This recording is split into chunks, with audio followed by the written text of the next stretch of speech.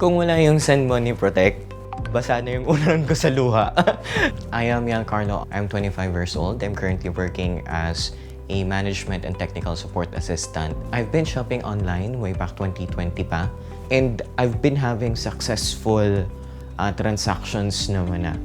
And it's very rare na magkakaroon talaga ng problema. So yung laptop na bibilhin ko sana is an HP laptop.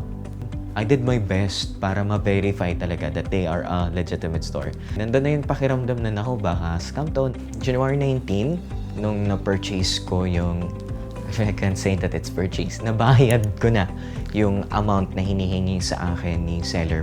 Apparently, nung naghihinga na ako ng feedback, kung nasa na ba yung parcel, blinak na ako. I was glad to find out na covered nung insurance yung sa laptop device na pinurchase ko.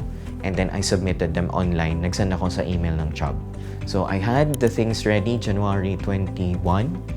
January 25, nag-reply sila sa akin. January 31, ready na ako for my claim.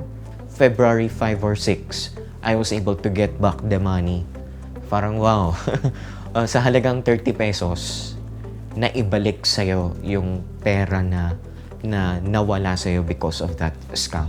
So I'm really thankful for the Send Money Protect na meron si GCash in partnership with Job.